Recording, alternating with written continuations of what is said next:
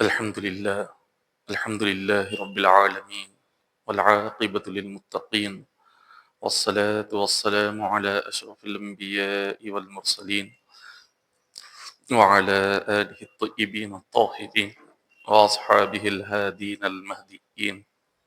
أما بعد، فقد قال الله تبارك وتعالى في الكلام المجيد والفرقان الحميد: فأعوذ بالله من الشيطان الرجيم، بسم الله الرحمن الرحيم: والذين جاهدوا فينا لنهدينهم سبلنا وإن الله لمع المحسنين. صدق الله المولانا العظيم وصدق رسوله النبي الكريم المكين الأمين، ونحن على ذلك لمن الشاهدين والشاكرين، والحمد لله رب العالمين. إن الله وملائكته يصلون على النبي يا أيها الذين آمنوا صلوا عليه وسلموا تسليما. اللهم صل على سيدنا محمد وعلى آل سيدنا محمد وبارك وسلم. صلوا عليه صلاة وسلام عليك يا حبيبي يا رسول الله صلی اللہ تعالی علیہ وسلم. معزز سامعین اکرام، آج ماہ رجب کی 5 تاریخ ہے. کل ماہ رجب کی 6 تاریخ جو آج بعد مغرب سے شروع ہو جاتی ہے، تو رجب کی 6 تاریخ حضور خواجہ غریب نواز رحمۃ اللہ تعالی علیہ کے عرس مبارک کی تاریخ ہے. تو لہٰذا اسی مناسبت سے آج کی جو تقریر کا عنوان ہے حضرت خواجہ غریب نواز رحمۃ اللہ تعالی علیہ کی مبارک زندگی. آپ نے اپنی زندگی میں کس طرح سے اللہ کو راضی کیا، آپ کا بچپن کیسے گزرا، آپ کی جوانی کیسے گزری، آج انہی کی مبارک زندگی کے چند حالات ذکر کیے جائیں گے. حضرت خواجہ غریب نواز رحمۃ اللہ تعالی علیہ، آپ کو یہ جو نام لقب جو ملا ہے، یہ لقب آپ کو، یہ دنیا نے آپ کو لقب دیا. غریب نواز آپ کا نام نہیں ہے، آپ کا نام اصل حضرت سید حسن رضی اللہ تعالیٰ عنہ، سید حسن یہ غریب نواز کا نام ہے جو آپ کے والدین نے رکھا ہوا ہے. غریب نواز یہ لقب ہے، یہ لقب ہے جو دنیا نے آپ کو دیا ہے. اب یہ لقب دنیا نے آپ کو دیا کیوں؟ غریب نواز کے معنی آتے ہیں غریبوں کو عطا کرنے والے، غریبوں کو دینے والے، غریبوں کی مدد کرنے والے. تو حضرت غریب نواز رحمۃ اللہ تعالی علیہ کو دنیا نے یہ لقب اس لیے دیا کہ آپ جس کسی غریب کو یا پریشان حال انسان کو دیکھتے تو آپ بے چین ہو جاتے تھے اور آپ فوراً اس کی مدد کے لیے تیار ہو جاتے تھے. اسی لیے آپ کو دنیا نے غریب نواز کا یہ لقب عطا فرمایا. حضرت خواجہ غریب نواز رحمۃ اللہ تعالی علیہ کا بھی بچپن تھا. آپ اپنے چھوٹی سی عمر میں بچپنے میں عید کے دن نماز عید کے لیے جا رہے تھے. جب نماز عید کے لیے آپ نکلے تو آپ نے دیکھا کہ ہر طرف عید کا ماحول ہے، ہر کوئی عید کی خوشیاں منا رہا ہے، ہر ایک کے جسم پر نیا لباس ہے، ہر ایک کے چہرے پر خوشی کے آثار ہے اور عطر کی خوشبوئیں مہک رہی ہے اور نئے لباس اور جوتے ہر ایک نے پہنا ہوا ہے. آپ نے یہ منظر دیکھتے دیکھتے آپ عیدگاہ کی طرف جا رہے تھے. سڑک کے کنارے پر حضرت غریب نواز رحمۃ اللہ تعالی علیہ نے ایک بچے کو دیکھا جو نابینا تھا، اس کے ہاتھ میں چھڑی تھی، اس کے بال بکھرے ہوئے تھے، اس کے جسم پر کوئی نیا لباس نہیں تھا، پھٹے پرانے کپڑے تھے اور اس کے پیروں میں کوئی جوتا نہیں تھا اور وہ سڑک کے کنارے پر رو رہا تھا. حضرت غریب نواز رحمۃ اللہ تعالی علیہ نے جب یہ منظر دیکھا، آپ وہیں پر رک گئے. آپ کے والد سید غیاث الدین رحمۃ اللہ تعالی علیہ وہ بھی آپ کے ساتھ تھے. غریب نواز کوئی عام خاندان سے تعلق نہیں رکھتے، بلکہ اللہ نے آپ کے والد کو دین میں جتنا بلند مقام عطا فرمایا تھا، دنیا میں بھی آپ کا مقام اتنا بلند تھا. بڑے ہی معزز گھرانے سے تعلق رکھتے تھے. اور بہت ہی مالدار گھرانے سے غریب نواز کا تعلق تھا۔ جب آپ نے دیکھا کہ غریب نواز کے جسم پر نیا لباس ہے اور خوشی آپ کے چہرے پر ہے، اور آپ ہی کے محلے میں سڑک کے کنارے پر ایک یتیم لاوارث ایک بچہ وہ رو رہا ہے، حضرت غریب نواز رحمۃ اللہ تعالی علیہ بے چین ہو گئے، بے قرار ہو گئے۔ اب قریب جا کر اس نابینا لڑکے سے پوچھا کہ بتا تیرا کیا معاملہ ہے؟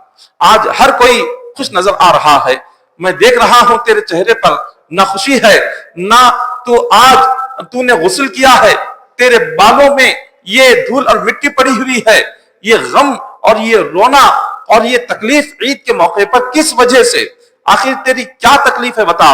وہ کہنے لگا کہ اے سوال پوچھنے والے، میں تو نابینا ہوں، تمہیں دیکھ نہیں سکتا، تم ہو کون؟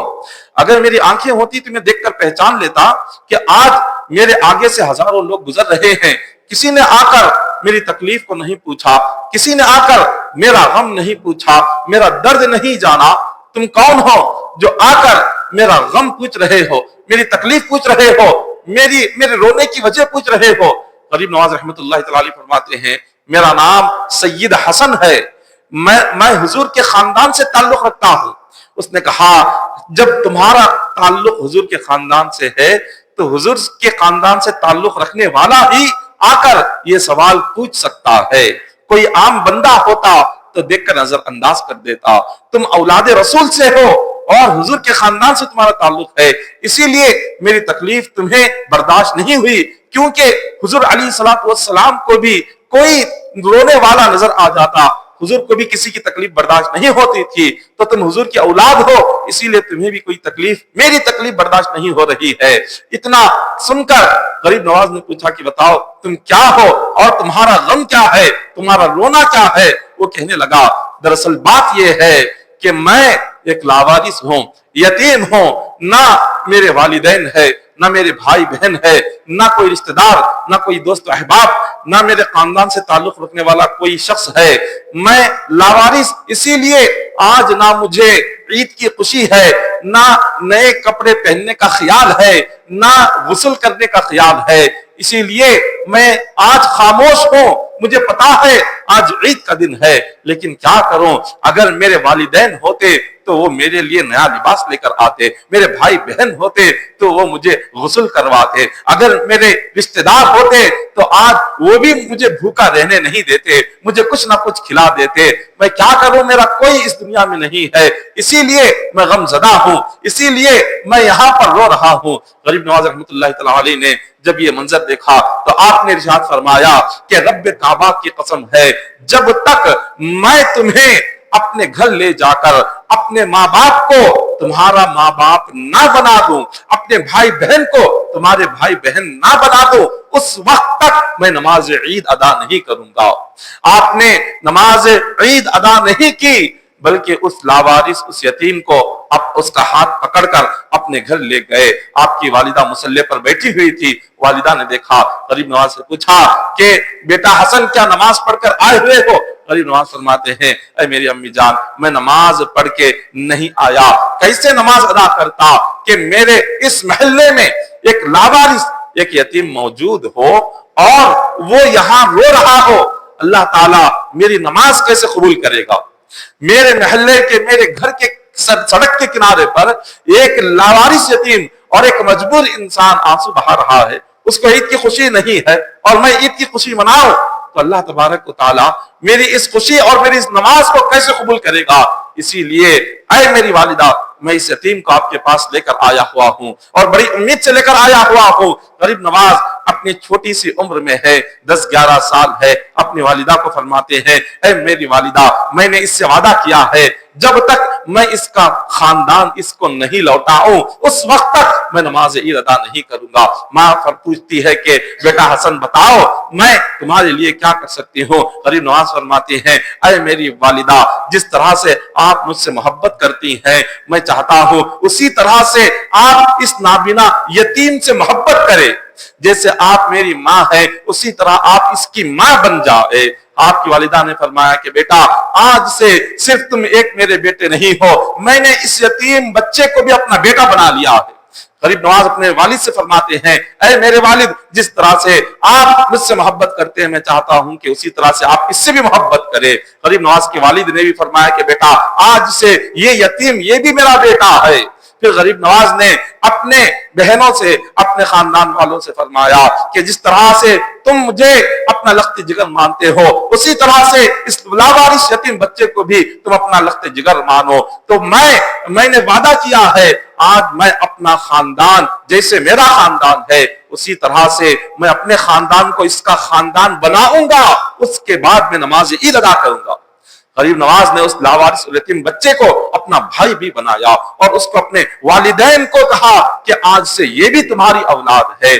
اور جب آپ نے اس کو غسل کروا کر اور پھر اس کو جیسے آپ نے لباس پہنا ویسا لباس آپ نے اس کو بھی پہنایا، جیسے آپ تیار ہوئے عید کے لیے اس طرح سے آپ نے اس نابینا کو بھی تیار کیا، اس یتیم لاوارث بچے کو تیار کیا اور اپنے ساتھ لے کر جب نماز عید ادا کرنے کے لیے عیدگاہ کی طرف نکلے لوگ دیکھ کر حیران رہ گئے۔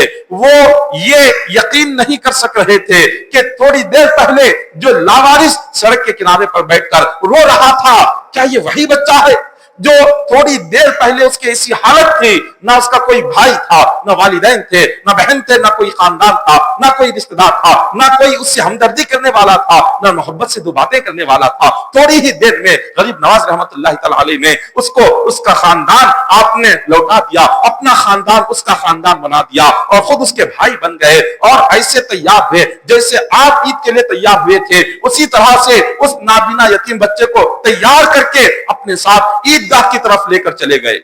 یہ ہے غریب نواز، غریبوں کو عطا کرنے والے۔ جب 10 سال کی عمر میں آپ کا یہ حال تھا، جب آپ نے ایسا کرم اس پر فرمایا، جب آپ نے اس غریب کے ساتھ اتنی رحم دلی دکھائی تو بارگاہ خداوندی سے آپ کو لقب ملا، یہ آواز آئی کہ اے حسن تم نے اس غریب کی جو مدد کی ہے آج سے تمہارا لقب غریب نواز ہے۔ اس دن سے آپ کا لقب غریب نواز پڑ گیا۔ تو اللہ تبارک و تعالیٰ کے جو خاص بندے ہوتے ہیں وہ ان کی زندگیاں وہ عام لوگوں کی زندگیوں کی طرح نہیں ہوتی، ان کی زندگیاں بھی بڑی خاص ہوتی ہے۔ روایتوں میں آتا ہے کہ حضور غریب نواز رحمت اللہ تعالی علیہ کے جو والد ہیں، آپ کے والد کا نام سید غیاث الدین رحمت اللہ تعالی علیہ، سید غیاث الدین غریب نواز رحمت اللہ تعالی علیہ کے والد ہیں اور امام حسین کے خاندان سے آتے ہیں، امام حسین کے اولاد میں سے ہیں غریب نواز کے والد، اور آپ کی والدہ سیدہ ماہ نور بی بی رحمت اللہ تعالی علیہ یہ حضرت امام حسن رضی اللہ تعالیٰ عنہ کے خاندان سے آتے ہیں۔ غریب نواز کے والد بھی سید ہیں، آپ کی والدہ بھی سید ہیں، اور یہ دونوں آپ کے والدہ حضور غریب نواز رحمت اللہ تعالی علیہ کی جو والدہ ہیں یہ حضور غوث پاک کی چچا زاد بہن ہے۔ حضور غوث پاک رضی اللہ تعالیٰ عنہ کے جو دادا ہیں جن کا نام حضرت عبداللہ حنبلی رضی اللہ تعالیٰ عنہ ہے، حضرت عبداللہ حنبلی یہ حضور غوث پاک کے دادا ہوتے ہیں، اور غریب نواز کی والدہ سیدہ ماہ نور بی بی جو ہیں ان کے دادا بھی حضرت عبداللہ حنبلی ہے۔ حضور غریب نواز رحمت اللہ تعالیٰ علیہ کے جو نانا ہیں ان کا نام حضرت داؤد ہے۔ حضور غوث پاک رضی اللہ تعالیٰ عنہ کے جو والد ہے جن کا نام ابو صالح موسیٰ جنگی دوست ہے، یہ دونوں آپس میں بھائی ہوتے ہیں۔ غریب نواز کے نانا اور غوث پاک کے والد یہ دونوں آپس میں بھائی ہیں۔ غریب نواز کی جو والدہ ہے وہ چچا زاد بہن ہے غوث پاک کی، غوث پاک کی چچا زاد بہن ہے غریب نواز کی والدہ، تو اس رشتے سے غوث پاک ماموں ہوتے ہیں اور غریب نواز بھانجے ہوتے ہیں۔ تو اللہ تبارک و تعالیٰ نے حضرت خواجہ غریب نواز کو ایسے خاندان میں پیدا فرمایا کہ آپ کا خاندان بہت ہی باعظمت خاندان ہے۔ غریب نواز کا جو خاندان ہے آپ کے والد اور والدہ یہ دونوں بھی ولی ہیں، آپ اولیاء کے خاندان سے چلے آتے ہیں۔ ایک روایت میں بیان کیا گیا حضور خواجہ غریب نواز رحمت اللہ تعالی علیہ کی جو پیدائش ہوئی، آپ کی پیدائش 530 ہجری میں ہوئی، 530 ہجری میں آپ کی پیدائش کی یہ تاریخ ہے، یعنی کم و بیش آج سے 900 سال پہلے کا زمانہ غریب نواز رحمت اللہ تعالی علیہ کا ہے، آج سے 900 سال۔ تو جب آپ کی پیدائش کا یہ وقت قریب آیا، آپ کی والدہ سیدہ ماہ نور بی بی فرماتی ہیں کہ غریب نواز رحمت اللہ تعالی علیہ جب آپ کی والدہ کے مبارک پیٹ میں آئے تو آپ کو بڑے پیارے خواب آیا کرتے تھے، بہت بہترین خواب آتے تھے، اور آپ فرماتی ہیں میں خواب دیکھتی تھی اور میرے گھر میں برکتیں رحمتیں اللہ تعالیٰ نے اتنی پیدا فرما دی کہ ہم حیرت زدہ رہ گئے کہ یہ اتنی برکتیں رحمتیں اچانک سے کیسے آ گئی۔ اور پھر آپ کی والدہ فرماتی ہیں کہ جتنے آپ کے دشمن تھے وہ سارے کے سارے آپ کے دوست بننے لگے۔ ابھی غریب نواز آپ کی والدہ کے پیٹ میں آئے ہیں، آپ کی کرامتوں کا سلسلہ دیکھیے کیسے شروع ہو رہا، اور جتنے حضور غوث پاک کے خاندانی جو دشمن تھے وہ حضرت غریب نواز کے سارے دشمن آہستہ آہستہ آپ کے والد کے دوست بنتے چلے گئے، اور جو آپ کے قریبی دوست تھے وہ آپ سے اور قریب ہو گئے، اور گھر میں رحمتوں برکتوں کا نزول شروع ہو گیا۔ آپ کی والدہ سیدہ ماہ نور بی بی فرماتی ہے کہ غریب نواز سرکار جیسے ہی آپ کی والدہ کے پیٹ میں آئے اور حمل کے 5-6 ماہ گزر چکے تھے، اور اس کے بعد آدھی رات کا وقت تھا، آپ کی والدہ آدھی رات کے وقت میں آپ گہری نیند میں تھے، اچانک سے آپ اللہ اللہ کا ذکر سنتی ہے، خدا کے ذکر کی آوازیں بلند ہو رہی ہے، اللہ کی تسبیح کی آوازیں بلند ہو رہی ہے، آدھی رات کا وقت ہے۔ آپ کی والدہ پریشان ہو گئی، آپ کی والدہ نے آنکھ کھولا، آنکھ کھول کر آپ نے دیکھا کہ یہ ذکر کی آواز کہاں سے آ رہی ہے، اللہ کی تسبیح کی آواز کہاں سے آ رہی ہے؟ کوئی گھر میں ذکر کرنے والا تو نظر نہیں آ رہا، کوئی گھر میں تسبیح پڑھنے والا نظر نہیں آ رہا، مگر گھر کے کونوں سے یہ تسبیح کی آواز بہت بار بار آ رہی ہے۔ آپ کی والدہ اسی حیرت زدہ حالات میں تھی کہ اچانک سے بارگاہ خداوندی سے آواز آتی ہے، اے سیدہ ماہ نور بی بی پریشان کیوں ہوتی ہو، کس کو تلاش کر رہی ہو؟ وہ فرماتی ہیں کہ مولا میں دیکھ رہی ہوں کہاں ہے وہ ذکر کرنے والا، کہاں ہے اللہ اللہ کرنے والا۔ تو بارگاہ خداوندی سے آواز آتی ہے، یہ ذکر کی آواز کوئی باہر والا انسان نہیں کر رہا، بلکہ تمہارے پیٹ میں جو بچہ ہے یہ معین الدین میرا ذکر کر رہا ہے۔ ابھی غریب نواز دنیا میں آئے نہیں، والدہ کے پیٹ میں ہیں، تبھی اللہ تبارک و تعالی یہ فرما رہے ہیں کہ یہ تمہارے پیٹ میں ہے اور یہ وہاں سے ہی میرا ذکر کر رہا ہے۔ جو اللہ کا جو ولی ہوتا ہے، ولی کی علامت اگر دیکھنی ہو تو دیکھو کہ ان کی زبان اللہ کے ذکر میں ہمیشہ جاری رہتی ہے، ان کی زبان اللہ کے ذکر سے خالی نہیں ہوتی، یہ ولی کی پہچان ہوتی ہے، وہ ہمیشہ اللہ کے ذکر میں فنا ہوتا ہے، خدا کے ذکر میں مشغول رہتا ہے۔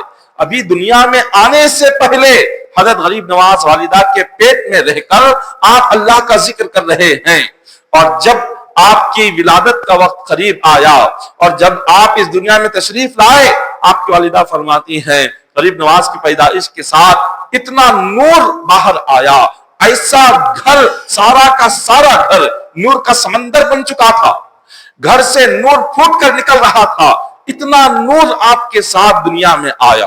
اللہ تعالیٰ اپنے محبوب بندوں کو دنیا میں خالی ہاتھ نہیں بھیجتا، بلکہ اللہ انہیں اپنا خاص نور دے کر دنیا میں بھیجتا ہے، خدا کے انوار، خدا کی برکتیں رحمتیں لے کر وہ دنیا میں تشریف لاتے ہیں۔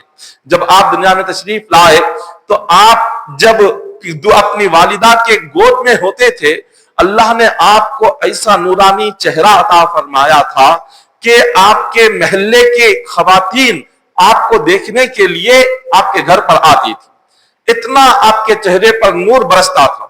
تو جب خواتین آپ کے مکان میں آتی خواجہ غریب نواز رحمت اللہ تعالی کا چہرہ دیکھنے کے لیے، اور آپ اپنی والدہ کے گود میں آپ لیٹے ہوئے ہوتے، آرام کر رہے ہوتے، اور جو بھی خواتین اپنے بچوں کو لے کر آپ کی زیارت کرتی تھی، ان میں سے کسی کا بچہ جب روتا، غریب نواز رحمت اللہ تعالی علیہ اپنی والدہ کا اگر دودھ پیتے ہوتے تو آپ دودھ پینا چھوڑ دیتے، دودھ نہیں پیتے کسی بچے کا رونا سن کر، اور اشارہ کرتے اپنی والدہ کو، اشارے سے فرماتے اے میری والدہ یہ بچہ رو رہا ہے، جب تک یہ بچہ خاموش نہیں ہوگا میں دودھ نہیں پیوں گا۔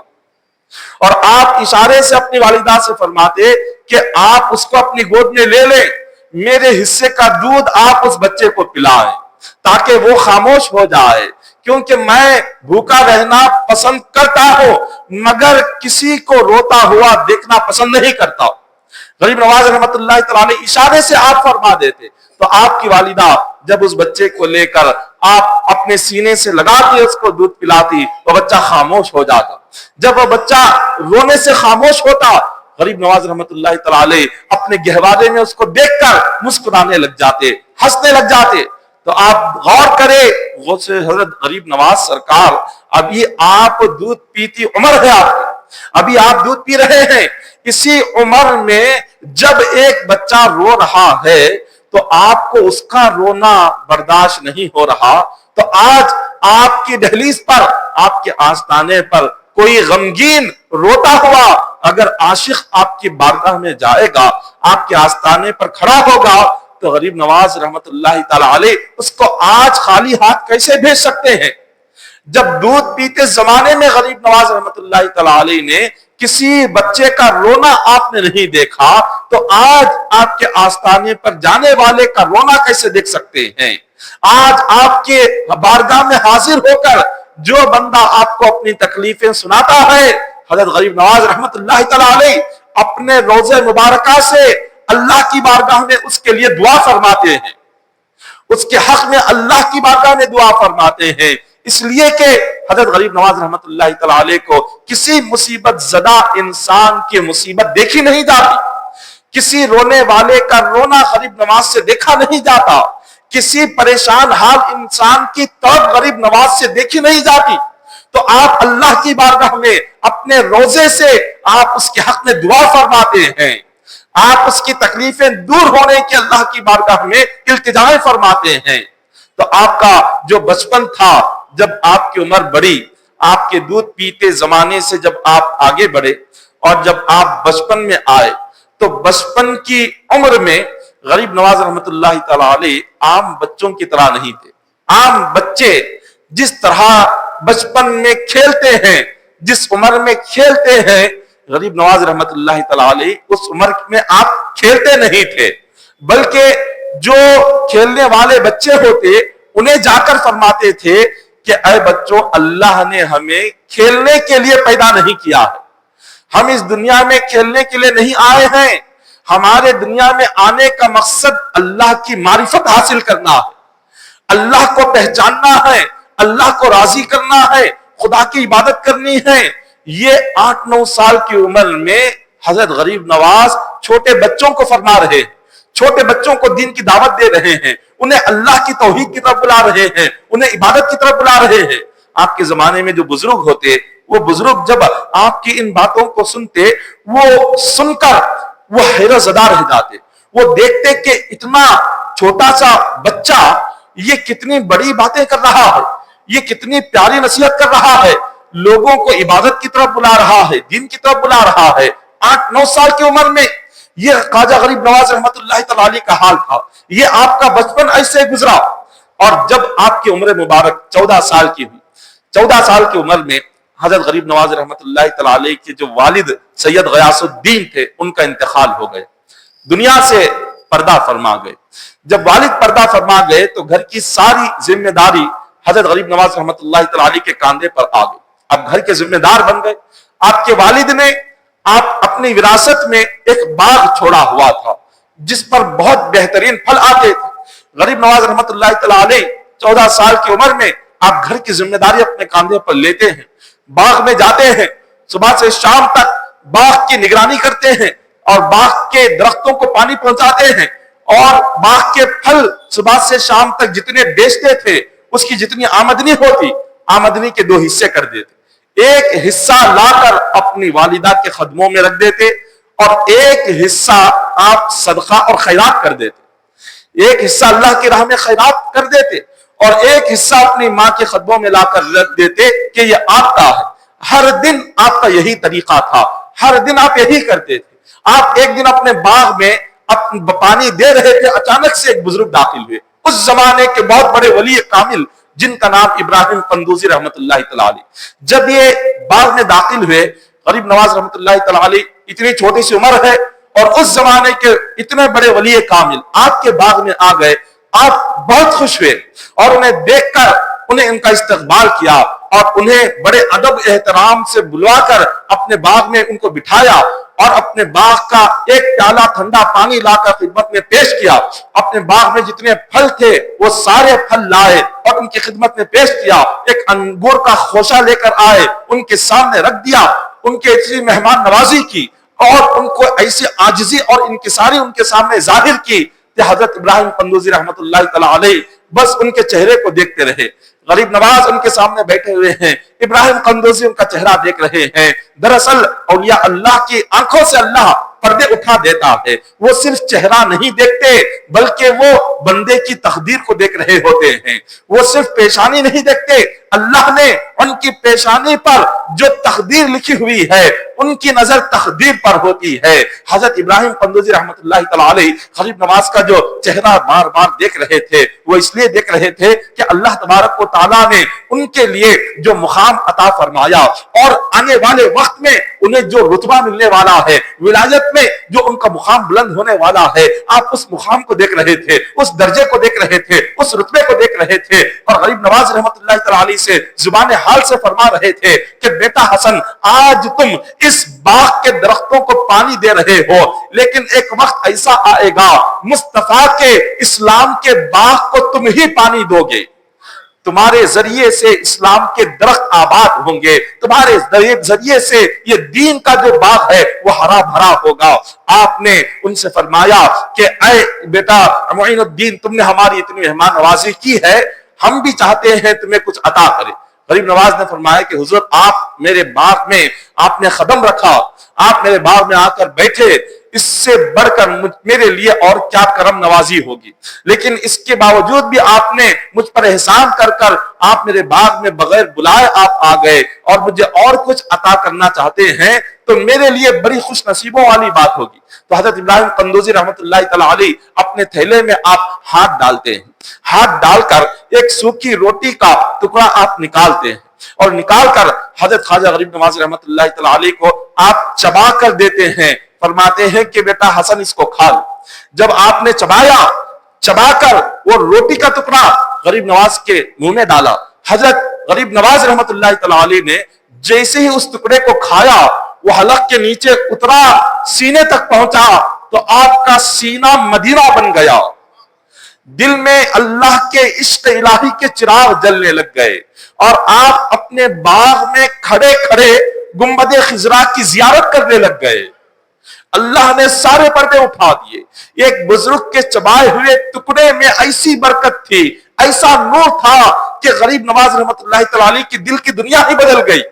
بس آپ کی یاد میں ہمیشہ گنبد خضرا آتا تھا, ذہن میں حضور کا روزہ آتا تھا, حضور علیہ الصلوۃ والسلام کا دیدار ہوتا جاتا تھا. اب اس دن کے بعد سے باغ میں رہنا آپ کے لیے بڑا مشکل ہو گیا. اب پہلے تو بہت ہی آپ لگن سے اور دل سے باغ کی خدمت کرتے تھے, اب جب باغ کو آ رہے ہیں تو باغ میں دل ہی نہیں لگتا, ایک قسم کی بے چینی ہو رہی ہے, بے قراری ہو رہی ہے. آپ اپنی والدہ کے پاس گئے, فرمایا اے میری والدہ, میں آپ سے اپنی ایک درخواست کرنا چاہتا ہوں. والدہ نے پوچھا کہ بیٹا بتاؤ آپ کیا چاہتے ہو. آپ فرماتے ہیں میں چاہتا ہوں کہ میں اللہ کا اس کلام الہی قرآن و حدیث کا علم حاصل کروں, میں دین اسلام کی خدمت کروں, لوگوں کو اللہ اس کے رسول کی طرف بلاؤں. آپ سے اجازت لینے آیا ہوں, اگر آپ اجازت دیں تو میں جا کر اللہ کا دین حاصل کروں گا, علم دین حاصل کروں, قرآن حدیث کو پڑھوں. آپ سے میں اجازت لینے کے لیے آیا ہوا ہوں. ماں نے فرمایا کہ بیٹا میں تمہیں اجازت دیتی ہوں, اللہ کے اس دین کے لیے اگر تم مجھے تنہا چھوڑ کر جانا چاہتے ہو تو میں تمہیں کوئی شکایت نہیں کروں گی, بلکہ اس بات پر خوش ہو کہ اللہ نے ایسا خوش نصیب بیٹا مجھے عطا فرمایا ہے جو بچپن سے ہی دین مصطفیٰ کی خدمت کے لیے نکلنا چاہتا ہے. اور اسی عمر سے 14 سال کی عمر میں حضرت خواجہ غریب نواز گھر چھوڑنے کو تیار ہو گئے, اپنی والدہ کی جدائیگی کو تیار ہو گئے. کیوں؟ اس لیے کہ علم دین حاصل کرنے کا جذبہ تھا, قرآن پڑھنے کا جذبہ تھا, لوگوں کو دین کی طرف بلانے کا ایک جذبہ تھا. اس جذبے کے لیے آپ نے اپنا جو والد کا باغ تھا اس کو آپ نے بیچ دیا. والد کا باغ بیچ کر اس کے 2 حصے کیے, جتنی آمدنی آئی 2 حصے کیے. ایک حصہ غریبوں مسکینوں یتیموں میں خیرات کر دیا اور ایک حصہ لا کر اپنی والدہ کو دے دیا. اپنے لیے کچھ نہیں رکھا, اپنے خرچ کے لیے، اپنے کھانے پینے کے لیے آپ نے کچھ نہیں رکھا، سب کچھ آپ نے 2 حصوں میں تقسیم کر دیا۔ اب والدہ سے کہا کہ مجھے اجازت دیجیے، اب میں یہاں سے جانا چاہتا ہوں علم دین حاصل کرنے کے لیے۔ حضرت غریب نواز کی پیدائش کہاں ہوئی؟ سیستان میں۔ سنجر ایک علاقہ ہے، سنجر میں سیستان، وہاں پر آپ کی پیدائش ہوئی۔ یہ ایران میں آتا ہے، ایران کی ایک چھوٹا سا اسٹیٹ ہے سنجر، وہاں کا ایک چھوٹا سا ایک علاقہ ہے، ضلع ہے سیستان، یہاں ایران میں آپ پیدا ہوئے۔ اب علم دین حاصل کرنے کے لیے ایران سے نکلنا ہے۔ اب ایران میں وہاں اس زمانے میں ویسے علماء نہیں تھے، ویسے اولیاء نہیں تھے، ویسے مشائخ نہیں تھے، بلکہ وہاں سے آپ کو ملک شام آنا تھا، ایران سے سیریا آنا تھا۔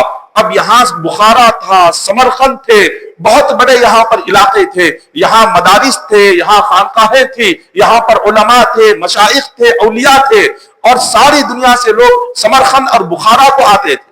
تو حضرت غریب نواز رحمت اللہ تعالی علیہ نے آپ نے تنہا اپنا سفر شروع کیا، والدہ سے اجازت لے لی، آپ ایران سے آپ نکلتے ہیں قافلے کے ساتھ ملک شام کی طرف۔ آپ اس زمانے پر غور کریں، حضرت غریب نواز کا جو زمانہ ہے آج سے کم و بیش 900 سال پہلے کا زمانہ، اور اس زمانے میں کتنا مشکل ہوتا تھا سفر کرنا، کیونکہ سفر کے لیے آج کی طرح سہولیتیں نہیں ہوتی تھی۔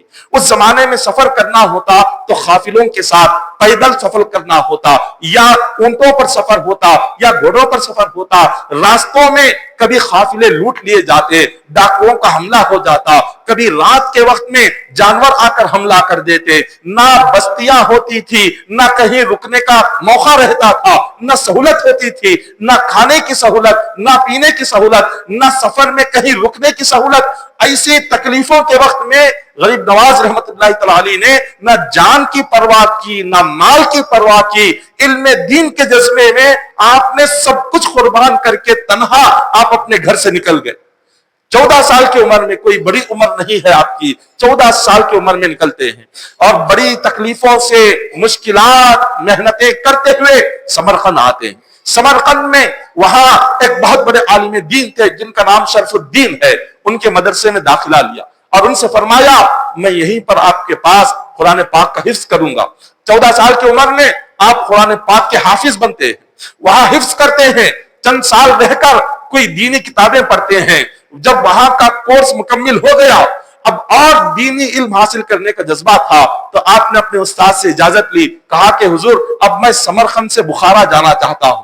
سمرقند سے بخارا کچھ فاصلے پر ہے، وہاں بہت بڑے عالم دین تھے مولانا حسام الدین، فرمایا ان کے مدرسے میں جا کر وہاں پر میں عالم بنوں گا، فاضل بنوں گا، اور علم دین اور زیادہ حاصل کروں گا۔ اب پہلے استاد نے جہاں حافظ بنے تھے انہوں نے اجازت دے دی، سمرقند سے بخارا آئے، اور اس استاد کے پاس آپ نے اپنی زندگی کے، اپنی جوانی کے کئی سال لگائے۔ وہاں پر آپ مولوی بنے، عالم بنے، فاضل بنے، کامل بنے، تفسیر کا علم حاصل کیا، حدیث کا علم حاصل کیا، علم معانی حاصل کیا، علم کلام حاصل کیا، علم فلسفہ حاصل کیا، ایسے کئی 100 قسم کے علوم آپ نے حاصل کیے۔ یہ سارے علم کئی سالوں کی محنت میں آپ نے حاصل کیے۔ جب 14 سال کی عمر سے لے کر آپ کی عمر 30 سال کے قریب آ گئی، تقریباً 15-16 سال اپنی جوانی کے آپ نے سب کچھ علم دین سیکھنے میں لگا دیا، علم دین حاصل کرنے میں لگا دیا۔ جب آپ مکمل علم حاصل کر لیے، حافظ، عالم، قاری سب کچھ بن گئے، اب اس کے بعد آپ کے دل میں ارادہ ہوا اب میں کسی پیر کے پاس جا کر ان کا مرید بنوں۔ اب تک آپ علم حاصل کر رہے تھے، حافظ بن گئے، قاری بن گئے، عالم بن گئے، فاضل بن گئے، اب آپ چاہتے تھے مرید بنوں، اب چاہتے تھے میں جا کر کسی پیر کے ہاتھ پر ہاتھ دے کر بیعت کروں۔ اب آپ نے تلاش کرنا شروع کیا۔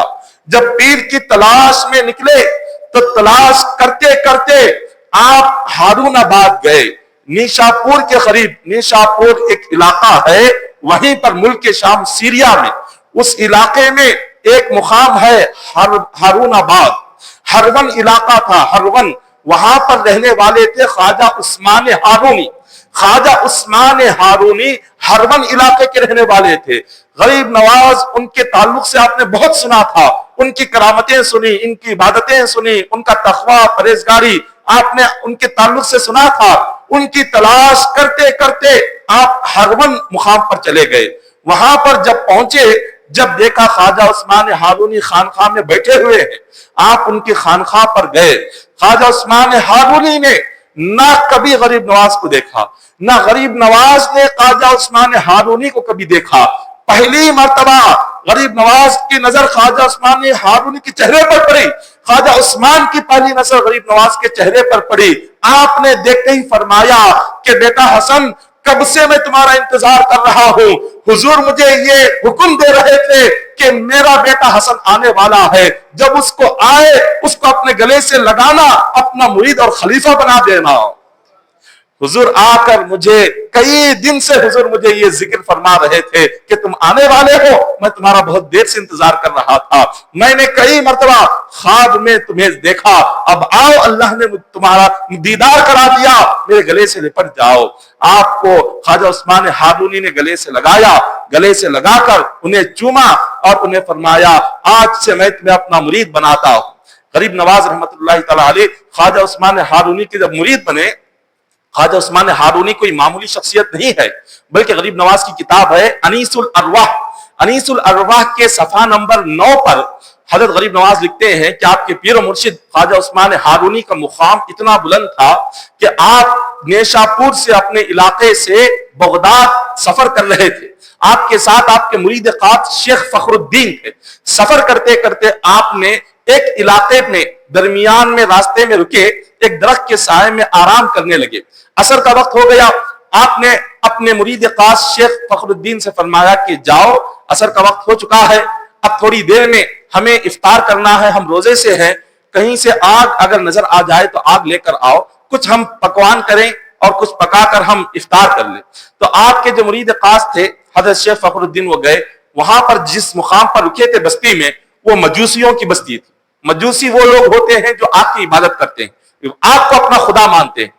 تو جب حضرت فخر الدین نے دیکھا کہ وہاں پر ایک بہت بڑی آگ جل رہی ہے, اس آگ کے مالک کے پاس گئے, وہاں ان سے پوچھا کہ تھوڑی سی آگ ہمیں دے دو, ہم افطار کرنا چاہتے ہیں کچھ پکا کر. انہوں نے کہا کہ یہ آگ ہمارا خدا ہے, ہم اس کی عبادت کرتے ہیں, ہم اس آگ سے کسی کو ایک چنگاری بھی نہیں دیتے, آپ نہیں لے سکتے. حضرت شیخ فخر الدین آئے. جب حضرت خواجہ عثمان ہارونی نے دیکھا تو پوچھا کیا تم آگ لے کر آئے ہو؟ انہوں نے کہا کہ حضور کیسے لے کر آتا, وہ لوگ آگ دینے کو تیار نہیں ہیں, وہ لوگ کہہ رہے ہیں کہ یہ ہمارا خدا ہے, ہم اس کی عبادت کرتے ہیں, ہم اس کی ایک چنگاری نہیں دیتے. حضرت خواجہ عثمان ہارونی نے فرمایا چلو میں خود آتا ہوں, تمہارے ساتھ میں بھی چلتا ہوں. حضرت خواجہ عثمان ہارونی رحمت اللہ تعالی علیہ آپ خود اٹھے اور اس جہاں پر وہ آگ جل رہی تھی وہاں پر آئے. وہاں پر آپ نے دیکھا کہ اس آگ کے بالکل سامنے ایک بڑا سا تخت بچھا ہوا ہے.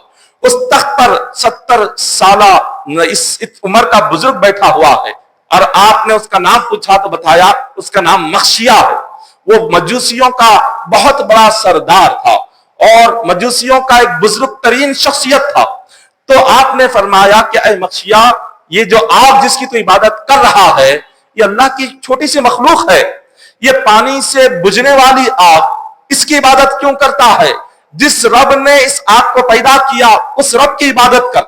اس نے کہا ہم آگ کی عبادت اس لیے کرتے ہیں کہ آگ ہمیں مرنے کے بعد نجات دے گی, آگ ہمیں نہیں جلائے گی, اسی لیے ہم آگ کی عبادت کر رہے ہیں. حضرت خواجہ عثمان ہارونی نے فرمایا اگر آگ پر اتنا بھروسہ ہے, اتنا یقین ہے, میری آنکھوں کے سامنے اپنا ہاتھ آگ میں ڈال کر دکھاؤ, اگر آگ نہ جلائے تو میں یقین کر لوں گا کہ یقیناً آگ تجھے نجات دے گی, آگ تیرے اس عبادت کرنے سے فائدہ پہنچائے گی. اس مخشیہ نامی سردار نے کہا کہ یہ کیسے ہو سکتا ہے, آگ کی خاصیت ہے جلانا, وہ اگر میں ہاتھ ڈالوں گا تو ضرور جلائے گی. حضرت خواجہ عثمان ہارونی نے فرمایا آگ کی خاصیت جلانا نہیں ہے, جب تک میرا رب حکم نہ دے تو اس کی کیا مجال ہے جو کسی انسان کو جلائے, یہ میرے رب کے حکم کے تابع ہے. اگر میرا رب اس کو حکم نہ دے, اگر میرا رب کہے کہ اے آگ اس کو نہ جلا, تو یہ ہرگز جلا نہیں سکتی۔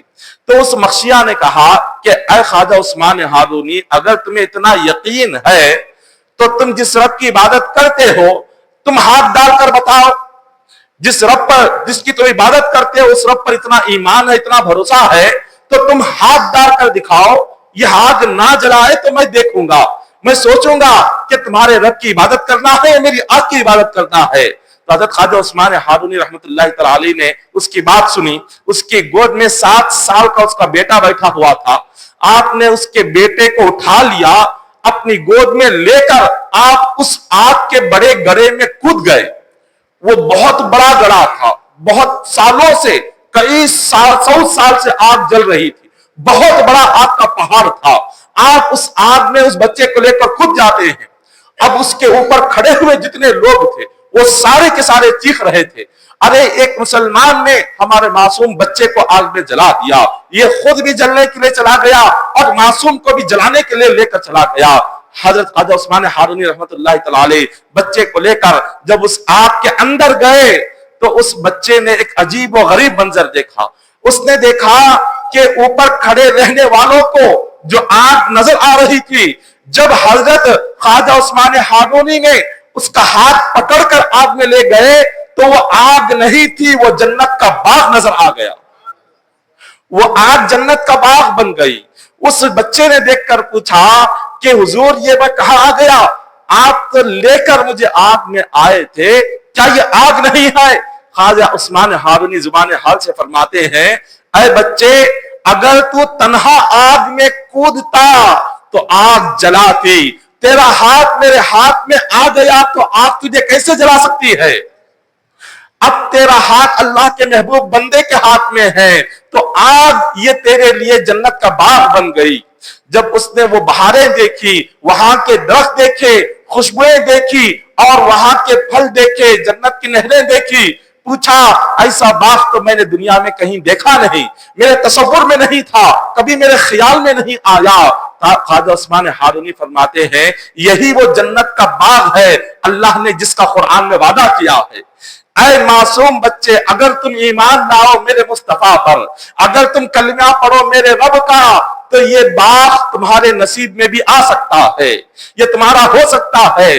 بس اتنا سننا تھا، اس لڑکے نے وہیں پر کلمہ پڑھا، وہ مسلمان ہو گیا۔ کافی دیر تک اب لوگ اوپر انتظار کر رہے ہیں کہ کب خواجہ عثمان ہارونی باہر آئیں گے۔ کافی دیر گزر گئی، کافی دیر کے بعد جب آپ اس بچے کو لے کر باہر آئے تو سارے جتنے مجوسی تھے، کافر و مشرک، آگ کی عبادت کرنے والے، سب نے اپنے آنکھوں سے دیکھا کہ وہ آگ خواجہ عثمان ہارونی کو جلانا تو بہت دور ہے، آپ کے جسم پر جو کپڑا تھا اس کپڑے کے ایک دھاگے کو بھی نہیں جلایا تھا۔ تو آپ نے فرمایا کہ اے مجوسیوں دیکھو میرا رب وہ ہے کہ جب تک میرا رب اس کو حکم نہیں دیتا اس کو جلانے کی طاقت نہیں ہے، میں اس رب کی عبادت کرتا ہوں۔ جب آپ کا اتنی بڑی کرامت جب ان تمام مجوسیوں نے دیکھا کہ سب کے سب آپ کے قدموں میں گرے، کلمہ پڑھ کے مسلمان بن گئے، ساری بستی آپ کی کرامت کو دیکھ کر مسلمان ہو گئی۔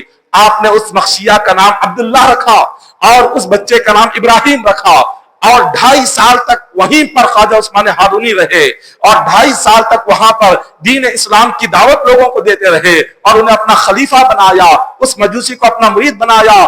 جہاں پر وہ عبادت تھی ان کی، جس کی عبادت کر رہے تھے آپ کی، وہ ساری عبادت کو آپ نے بجھا دیا، آگ قدح نکال دیا، اور اس جگہ پر آپ نے مسجد تعمیر فرمائی۔ یہ اولیاء کا کام ہوتا ہے، یہ بزرگان دین کا کام یہ ہوتا ہے۔ پھر اس کے بعد حضرت خواجہ عثمان ہارونی رحمت اللہ تعالی یہ وہ ولی کامل ہے، اور ان کے مرید ہے حضرت خواجہ غریب نواز رحمت اللہ تعالی۔ تو غریب نواز کسی عام شخصیت کے مرید نہیں ہے، بلکہ غریب نواز جن کے مرید ہیں خواجہ عثمان ہارونی، وہ بھی بہت بڑے فضیلت اور بہت بڑی کرامت والے بزرگ ہیں۔ تو جب آپ ان کے پاس آئے اور ان کے پاس جاتے ہی آپ نے انہیں مرید بنایا، اور مرید بنا کر غریب نواز کو ایسے ہی نہیں چھوڑا، بلکہ انہیں قریب بلا کر فرمایا کہ جب تم میرے پاس آئے ہو میرا کام ہے تمہیں منزل مقصود تک پہنچانا۔ منزل مقصود تک پہنچانا یہ ایک پیر و مرشد کا کام ہوتا ہے۔ تو آپ کے مرشد نے بھی یہی کہا اب میں تمہاری منزل تک تمہیں جب تک نہیں پہنچاؤں گا تمہیں اپنے سے دور نہیں کروں گا، تمہیں مرید بنا کر نہیں چھوڑوں گا۔ اب پیر کا کام ہی ہوتا ہے منزل تک لے جائے۔ اب وہ منزل کیا ہے؟ اللہ کی معرفت یہ منزل ہے، اللہ کی حقیقت کو جاننا یہ منزل ہے ایک مرید کی۔ اور جب ہم ہاتھ میں ہاتھ دے کر یہ سمجھ بیٹھے کہ ہم مرید بن گئے، اب یہاں سے کام ختم ہو گیا، یہ سب سے بڑی جہالت ہے۔ مرید بننے کے بعد سے اصل کام شروع ہوتا ہے۔ کام کیا ہے؟ ذکر، وظائف، راتوں میں اٹھنا، مجاہدے کرنا، تہجدیں پڑھنا اور اللہ کی معرفت کے لیے طلب کرنا، اللہ کی حقیقت کے لیے راتوں میں رونا، یہ ساری چیزیں مرید بننے کے بعد شروع ہوتی ہے۔ لیکن آج ہم نے یہ سمجھ لیا کہ ہاتھوں میں ہاتھ دے کر اب مرید بن گئے ہیں، اب ہمیں کچھ کرنے کی ضرورت نہیں ہے، اب ہم سیدھے جنت میں چلے جائیں گے۔ یہ غلط خیال ہے۔ اگر ایسے ہوتا تو حضرت خواجہ غریب نواز کیا کرتے؟ مرید بن کر واپس آ جاتے، اپنی والدہ کے پاس آ جاتے، واپس ایران کو آ جاتے، یا واپس آپ جس مدرسے سے پڑھ کے آئے وہیں پر چل جاتے۔ آپ نہیں گئے۔ آپ کے پیر و مرشد نے فرمایا آؤ تمہیں ایک کمرہ دیتا ہوں۔ آپ نے انہیں اپنے پاس بلایا، بتایا صبح میں تمہیں یہ وظیفہ پڑھنا ہے، شام میں یہ ذکر پڑھنا ہے، رات میں اتنی یہ نمازیں پڑھنی ہے، دن میں یہ نمازیں پڑھنی ہے، اور اتنے روزے رہنا ہے۔ اب جاؤ، یہ کمرہ ہے، جو میں نے تمہیں بتایا، اب اس کمرے میں جا کر یہ ساری چیزیں پڑھ لو۔ جب یہ پڑھنا مکمل ہو جائے، جب یہ کورس پورا ہو جائے، پھر اس کے بعد میرے پاس آنا۔ تو آپ نے انہیں کمرہ دکھایا اور وہاں پر جو عبادت کرنا تھا سب کچھ سمجھا دیا، سکھا دیا، کمرے میں بھیج دیا۔ حضرت خواجہ غریب نواز رحمۃ اللہ تعالی کمرے میں جاتے ہیں، کافی دنوں تک آپ اپنے پیر کے بتائے ہوئے ذکر، وظائف، عبادتیں وہ سب کچھ کرتے ہیں۔ اب اس کے بعد جتنے دن بتائے تھے اتنے دن ہو گئے۔ اب اتنے دن ہونے کے بعد حضرت خواجہ غریب نواز رحمۃ اللہ تعالی کے پیر و مرشد خواجہ عثمان ہارونی بلاتے ہیں، بلا کر فرماتے ہیں اپنی انگلی کو آپ نے زمین کی طرف کیا اور پوچھا کہ بیٹا حسن بتاؤ تمہیں کیا نظر آ رہا ہے؟ غریب نواز فرماتے ہیں کہ حضور میں ساتوں زمینوں کے اندر کیا کیا ہو رہا ہے سب کچھ دیکھ رہا ہوں۔ پہلے آپ کے پاس آنے سے پہلے زمین کے اوپر کیا ہے وہ دکھتا تھا، اب آپ نے جب سے مجھے عبادتیں بتائی، جو میں نے پڑھا، اب اس کے بعد دیکھ رہا ہوں ساتوں زمینوں کے نیچے کیا کیا ہے وہ سب کچھ میری آنکھوں کے سامنے ہے۔ اب اس کے بعد آپ نے آسمان کی طرف پیر و مرشد نے انگلی کی، فرمایا کہ بیٹا بتاؤ اب تمہیں کیا نظر آ رہا ہے؟ غریب نواز فرماتے ہیں پہلے تو صرف ایک آسمان دکھتا تھا، اب 7 آسمانوں میں کیا کیا ہو رہا ہے وہ سب کچھ دیکھ رہا ہوں۔ 7 آسمانوں میں فرشتے کیا کر رہے ہیں، کون سی تسبیح پڑھ رہے ہیں، کون سی عبادت کر رہے ہیں، وہ سب کچھ یہاں کھڑے کھڑے میں اپنی آنکھوں سے دیکھ رہا ہوں۔ اتنے بلند مقام پر پہنچ گئے۔ اب اتنے بلند مقام پر پہنچنے کے بعد پیر و مرشد فرماتے ہیں کہ بیٹا حسن تم بہت دور ہو، ابھی جس منزل پر تمہیں لے جانا ہے تم اپنی منزل تک ابھی نہیں پہنچے، ابھی کافی دور ہے، بہت ابھی محنت کرنا ہے، ابھی بہت عبادت کرنی ہے، اب واپس چلے جاؤ۔ آپ غور کریں، جہاں کھڑے ہو کر حضرت غریب نواز 7 آسمان دیکھ رہے ہیں، 7 زمین دیکھ رہے ہیں، مگر پیر و مرشد فرماتے ہیں نہیں، یہ جو کچھ بھی نظر آ رہا ہے یہ کچھ نہیں ہے، تمہیں اس سے آگے بڑھنا ہے، اس سے آگے جانا ہے۔ آج کیا معاملہ ہے، آج کسی نے کچھ تھوڑا سا پڑھ لیا یا کوئی عجیب غریب حرکت دکھا دی، ہم سمجھتے ہیں یہ اللہ کا ولی ہے، یہ اللہ کا ولی ہے، اس نے بہت کچھ کرشمہ دکھا دیا، کچھ ہمیں کرتب دکھا دیا، اب ہم اس کو اللہ کا نیک بندہ سمجھنے لگ جاتے ہیں۔ یہ غلط ہے۔ غریب نواز 7 آسمان دیکھ کر بھی آپ کے پیر و مرشد آپ کو ولی نہیں بولتے، آپ کو کہتے ہیں جاؤ تمہیں اور محنت کرنا ہے، اور عبادت کرنا ہے، اور پڑھنا ہے، پھر کمرے میں بھیج دیتے۔ اب واپس کمرے میں چلے گئے، کمرے میں جا کر کئی مہینوں تک، کئی دنوں تک پھر وہی عبادتیں، وہی چلے کرتے گئے، اور وہاں پر وہی ذکر، اذکار اور نمازیں، روزے، اس کمرے سے باہر نہیں آئے۔ کئی مہینے کے بعد پھر پیر و مرشد نے انہیں بلایا کہ بیٹا حسن آؤ، اب میں تمہیں جو سوال کرتا ہوں اس کا جواب دو۔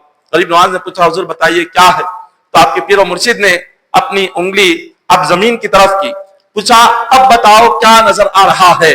فرماتے ہیں کہ حضور پہلی مرتبہ صرف 7 زمین دیکھتا تھا، اب 7 زمینوں کے نیچے جو تحت الثری ہے وہ بھی نظر آ رہا ہے۔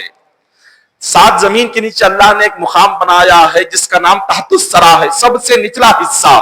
تو فرماتے ہیں اب میری نظر 7 زمین کے نیچے تحت الثری تک چلی گئی ہے۔ پھر آپ نے آسمان کی طرف اشارہ کیا، فرمایا کہ اب بتاؤ کیا نظر آ رہا ہے؟ فرماتے ہیں پہلی مرتبہ میں صرف 7 آسمان دیکھا تھا، اب اس مرتبہ 7 آسمانوں کے اوپر جو اللہ کا عرش الہی ہے وہ بھی نظر آ رہا ہے۔ زمین پر کھڑے کھڑے عرش الہی کو دیکھ رہے ہیں اور 7 زمینوں کے نیچے تحت الثری کو دیکھ رہے ہیں۔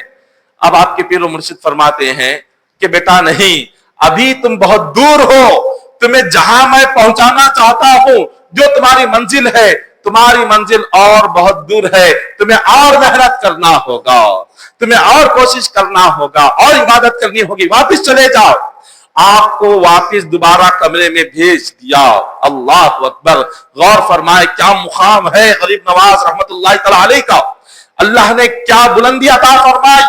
اتنا سب کچھ دیکھنے کے بعد بھی پیر و مرشد فرماتے ہیں کہ نہیں، تمہاری منزل اور آگے ہے، تمہارا مقام اور آگے ہے، تمہارا رتبہ اور درجہ اور بلند ہے۔ پھر واپس چلے جاتے ہیں، پھر آپ چلا کرتے ہیں، پھر واپس آپ وظائف میں لگ جاتے ہیں، ذکر میں لگ جاتے ہیں، خدا کی عبادت میں، روزوں میں، نوافل میں پھر سے آپ مصروف ہو جاتے ہیں۔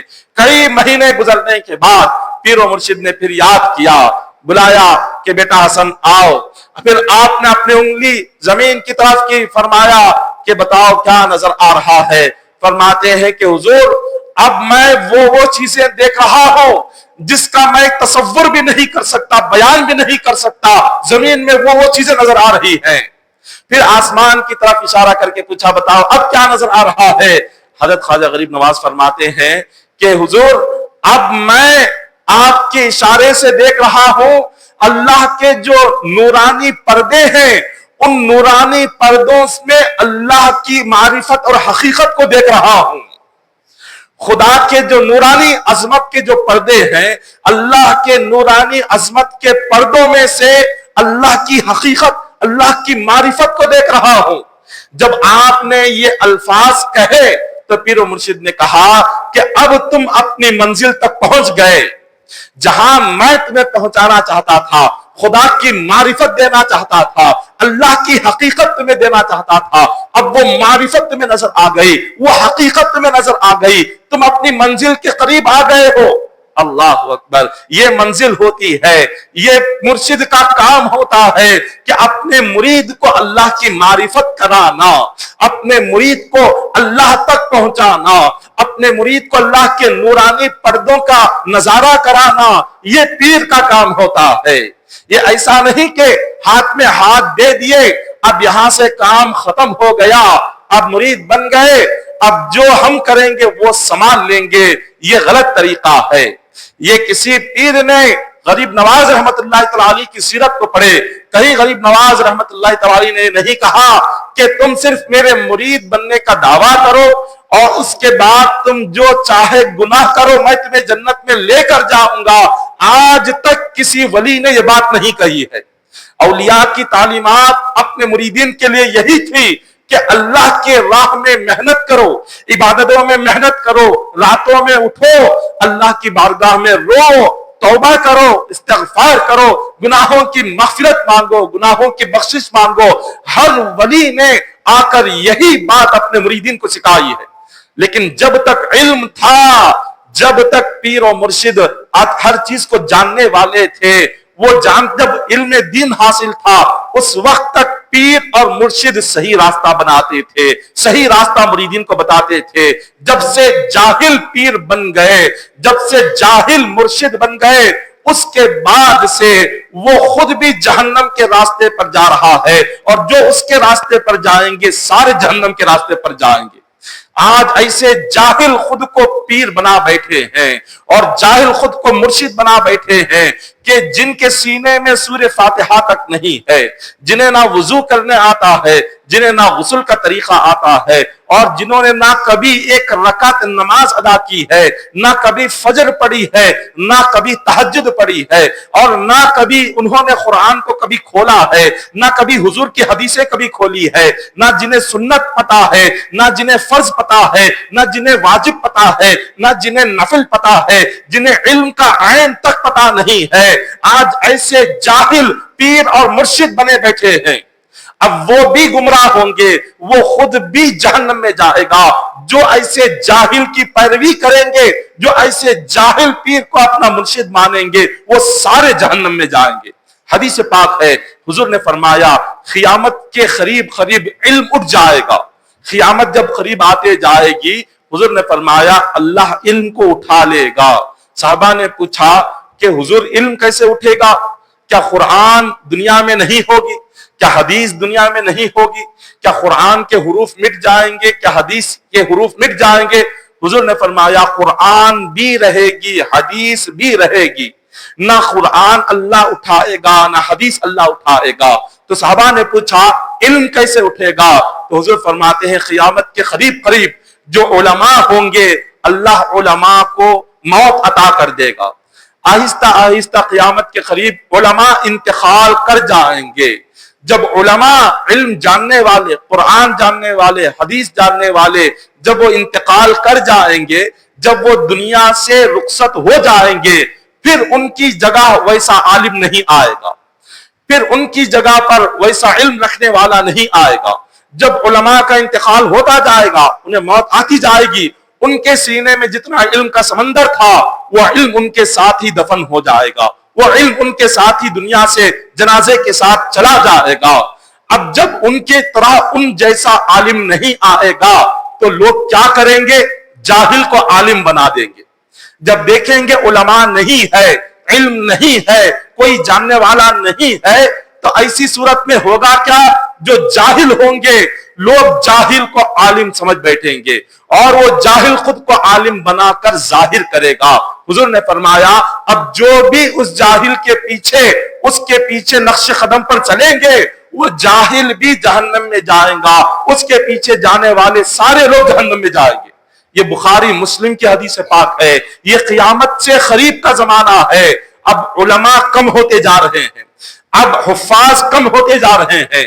اب جب وہ دنیا سے رخصت ہوں گے، اب جب ان پر موت طاری ہو جائے گی، اب اس کے بعد ویسا عالم، ویسا حافظ نہیں آئے گا، جاہل بڑھتے چلے جائیں گے۔ اب کتنے گھروں میں حافظ نظر آتے ہیں، کتنے ماں باپ اپنے اولادوں کو حافظ بنا رہے ہیں، کتنے ماں باپ اپنے اولادوں کو عالم بنا رہے ہیں، کتنے ماں باپ اپنی اولاد کو دیندار بنا رہے ہیں۔ اگر وہ دنیاوی تعلیم نہ پڑھے، والدین اپنی اولاد کو کسی نہ کسی کام پر لگائیں گے، مگر مدرسے میں داخل نہیں کریں گے، حافظ نہیں بنائیں گے، کام کرنے والا بنائیں گے، عالم نہیں بنائیں گے۔ کوئی نہ کوئی جتنا بھی گرا ہوا کام ہو اس کام میں ڈال دیں گے، اپنی اولاد کو دیندار نہیں بنائیں گے۔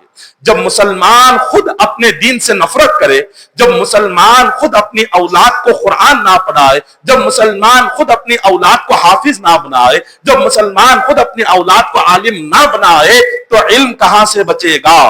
دین کہاں سے بچے گا؟ اسلام کہاں سے بچے گا؟ جب ہم خود دین سے نفرت کر رہے ہوں، اپنی اولاد کو ہم دیندار بنانا نہیں چاہتے، تو علم دین کی حفاظت کہاں سے آئے گی؟ یہ وہی دور چل رہا ہے جس دور میں ہم ہیں۔ ایک وہ دور تھا خواجہ غریب نواز رحمت اللہ تعالی علیہ کا، جو 14 سال کی عمر میں علم دین حاصل کرنے کے لیے اپنا گھر چھوڑا، اپنا ملک چھوڑا، اپنا وطن چھوڑا، اپنی والدہ کو چھوڑا، اپنا خاندان چھوڑا، اپنا کھانا پینا چھوڑ دیا، سب کچھ قربان کر کے علم دین حاصل کرنے کے جذبے سے آپ اپنے استاد کے پاس سمرقند آئے۔ یہ وہ دور تھا، اور جس دور میں ہم آئے ہیں یہ غریب نواز سرکار کے دور سے 900 سال بعد کا دور ہے۔ 900 سال ہو گئے حضرت خواجہ غریب نواز رحمت اللہ تعالی علیہ کو اس دنیا سے رخصت ہوئے۔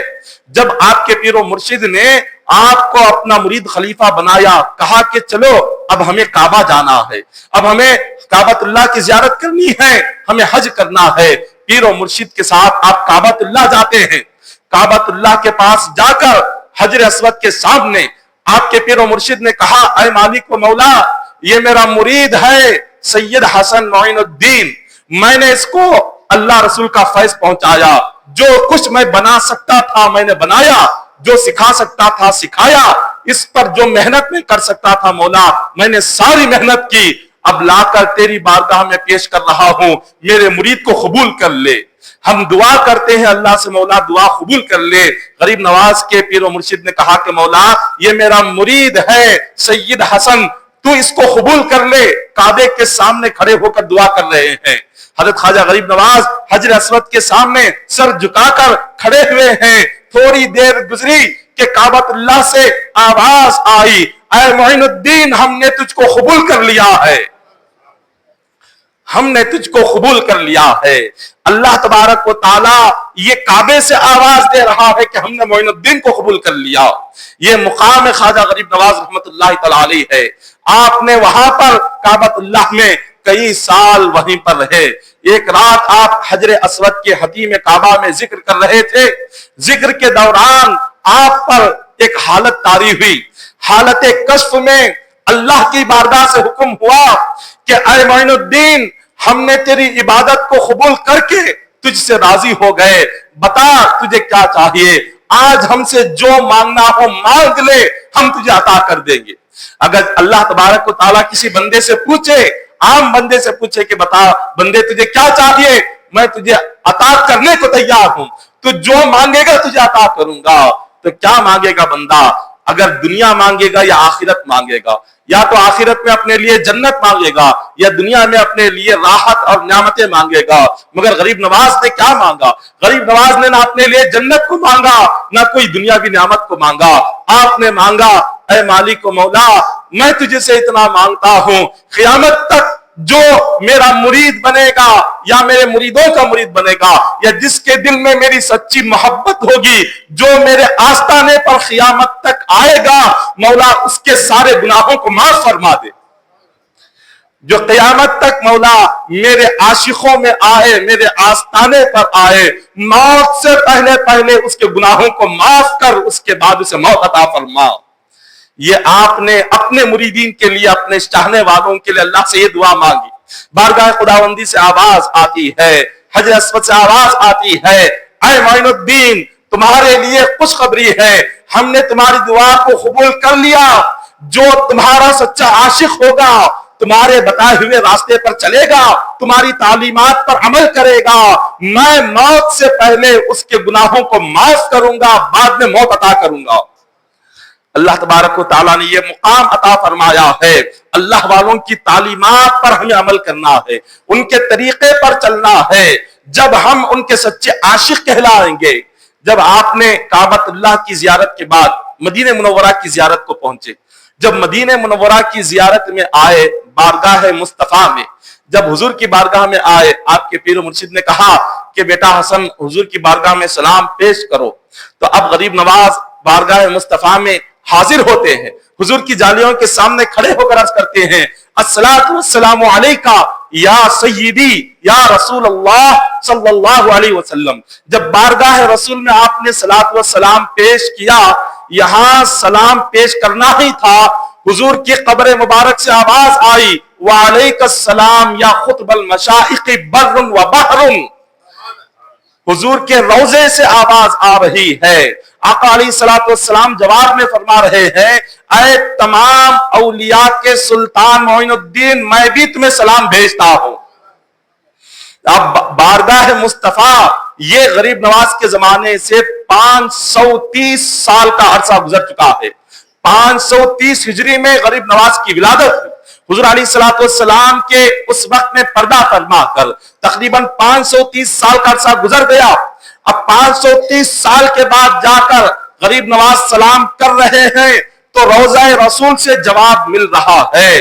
तो इससे पता यह चलता है, आका अलैहिस्सलातु वस्सलाम 1400 साल पहले जैसे साहबा को सामने से सलाम का जवाब देते थे, आज भी अपने हर उम्मती को हुजूर अपनी कब्र के अंदर से जवाब देते हैं। لیکن وہ جواب سننے کی طاقت ہونی چاہیے. جس بندے کے کان گناہوں سے صاف ہو، جن کی آنکھ اپنی گناہوں سے صاف ہو، وہ ان نورانی آنکھوں سے حضور کے چہرے انور کو دیکھ سکتا ہے. لیکن آنکھیں صاف ہونی چاہیے، آنکھوں میں اللہ کا نور ہونا چاہیے، دل صاف ہونا چاہیے، زبان صاف ہونی چاہیے، کان صاف ہونے چاہیے. جب انسان کا جسم کا ایک ایک حصہ گناہوں سے پاک و صاف ہو، جیسے اولیاء، جیسے خواجہ غریب نواز رحمت اللہ تعالی علیہ، وہ جب بارگاہ رسول میں حاضر ہوتے ہیں، حضور کے سلام کے جواب کو سنتے بھی ہیں اور حضور کا دیدار بھی وہ فرماتے ہیں. جب آپ نے مدینہ منورہ کی حاضری دی، 6 مہینے تک مدینہ منورہ میں رہے، دل چاہتا تھا کہ مدینہ نہ چھوڑے، وہیں پر رہے. جب اسی مدینے میں آرام کر رہے تھے، ایک رات آقا علیہ الصلوۃ والسلام کی زیارت ہوئی. حضور علیہ الصلوۃ والسلام نے فرمایا کہ بیٹا حسن، ہم تمہیں معین الدین کا لقب عطا کرتے ہیں، آج سے تمہارا نام معین الدین ہے.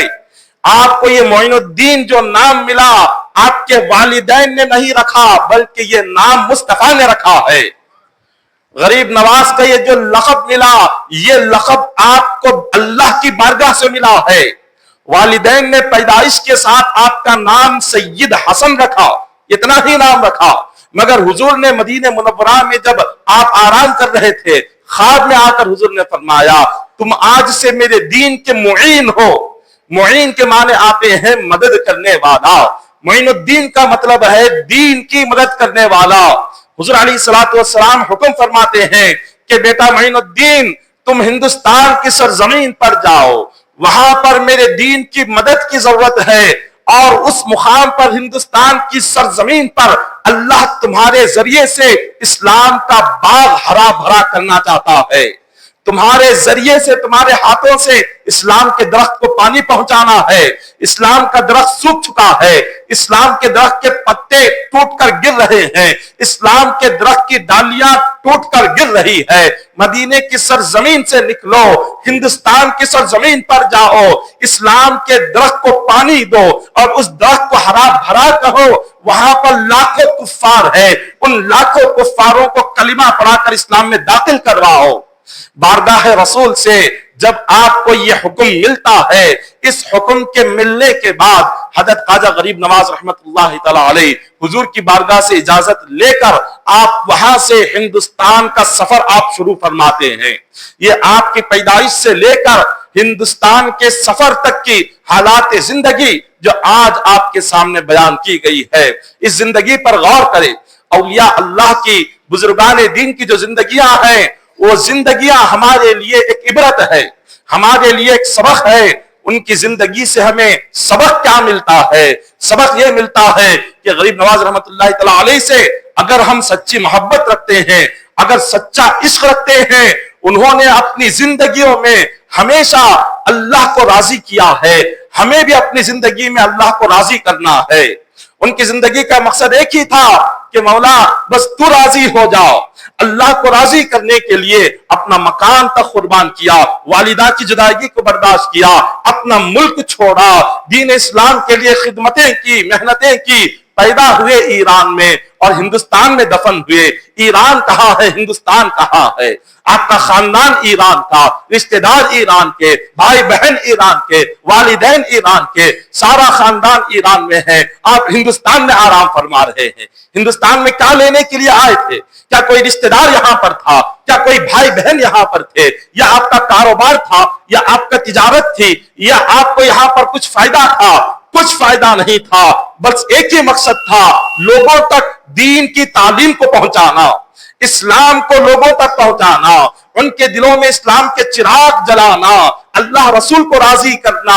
بس اس مقصد سے آپ نے سب کچھ قربان کر دیا. آج ہماری زندگی کیا ہے؟ ہم ان کی محبت کا نام لیتے ہیں، ان کے عشق میں جینے مرنے کا نام لیتے ہیں. آج تک ہم نے اللہ کو راضی کرنے کے لیے کیا کیا ہے؟ دین کے لیے کیا کیا ہے؟ ہم نے جو کچھ کیا اپنے پیٹ کے لیے کیا، جو کچھ کیا اپنے گھر کے لیے کیا، جو کچھ کیا اپنے والدین کے لیے کیا، جو کچھ کیا اپنے بیوی بچوں کے لیے کیا. اس کے علاوہ کبھی ایک وقت کے لیے، ایک لمحے کے لیے نہ اللہ کے لیے کچھ کیا، نہ دین کے لیے کچھ کیا، نہ رسول کے لیے کچھ کیا. اگر کل ہی موت آ گئی خبر میں کیا آئے گا؟ اگر شام تک یہاں نکلنے سے پہلے ہی موت آ گئی خبر میں کیا آئے گا؟ کون سی اولاد آئے گی، کون سی بیوی آئے گی، کون سے والدین آئیں گے، کون سا مکان آئے گا، کون سا کاروبار آئے گا، کون سا دکان آئے گا؟ اگر ایک لمحے میں چلے گئے اس اندھیرے گڑھے میں کام کیا آئے گا؟ اس اندھیرے گڑھے میں کام آنے والا صرف اللہ اور اس کے رسول کی محبت ہے، صرف اللہ رسول ہے جو آنکھ بند کرنے کے بعد کام آتے ہیں۔ آج ہم نے اسی اللہ رسول کو ہی ہم نے بھلا دیا ہے۔ اولیاء اللہ کی تعلیم پر دیکھے، ہم صرف ان کا نام جانتے ہیں، حضرت غریب نواز کا نام جانتے ہیں، ان کی زندگی کی محنت کو ہم نے دیکھا نہیں، کیا تکلیفیں کیا محنتیں اٹھائی، پیدل سفر کر کے نکلے آپ، ایسی پیدل چلتے چلتے ایران سے کہاں کہاں چلے، ملک شام گئے، عراق گئے، پھر وہاں سے سیستان گئے، نیشاپور گئے اور ملک شام آئے، سیریا آئے، بغداد آئے، پھر وہاں سے آپ نے ہندوستان کا سفر پیدل چل کر کیسے کیا ہوگا اس زمانے میں؟ یہ آپ کی تکلیفیں آپ کی محنتیں بہت ہے، اور جو کچھ محنت کی اپنے لیے نہیں کیا، اپنی ذات کے لیے نہیں کیا، انہوں نے جو محنتیں تکلیفیں اٹھائی صرف اللہ اس کے رسول کو راضی کرنے کے لیے کیا، صرف اللہ رسول کو راضی کرنے کے لیے کیا۔ تو لہٰذا ان کی زندگیوں سے ہمیں یہی سبق ملتا ہے، اللہ رسول کو راضی کرے، دین اسلام کی خدمت کرے، اللہ کی عبادتوں کے پابند ہو جائے۔ اب ہندوستان کا جب سفر شروع کیا آپ نے، اب ہندوستان کا سفر کیسے ہوا؟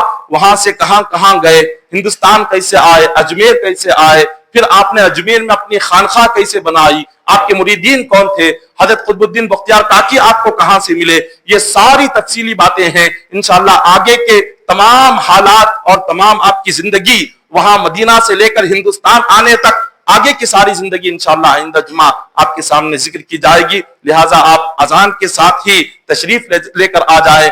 فوراً اذان جیسی ختم ہوگی بیان شروع ہو جائے گا، جتنا جلد آپ آئیں گے اتنا زیادہ آپ کچھ باتیں سن سکیں گے، اور جتنا سنیں گے اس پر کچھ عمل کر سکیں گے، لہٰذا فوراً اذان کے بعد آپ جمعہ تشریف لے کر آئے۔ انشاءاللہ آگے کے غریب نواز کی زندگی کے واقعات کا ذکر آئندہ جمعہ کیا جائے گا۔ دعا ہے کہ اللہ تعالی ہم تمام کو کہنے سننے سے بڑھ کر عمل کرنے کی توفیق عطا فرمائے۔ اے الہ العالمین مالک مولا باری تعالی، حضرت خواجہ غریب نواز رحمۃ اللہ تعالی علیہ کے صدقے میں مولا ہم تمام کے صغیرہ کبیرہ گناہوں کو معاف فرما دے۔ الہ العالمین ہم تمام کو تیرے نیک بندوں کی صحبت نصیب فرما، تیرے نیک بندوں سے ہمیں سچی عقیدت اور محبت رکھنے کی توفیق عطا فرما۔ باری تعالی غریب نواز رحمۃ اللہ تعالی علیہ کے وسیلے سے مولا ہم تمام کی مشکلات کو حل فرما دے، ہم تمام کی مصیبتوں کو حل فرما دے۔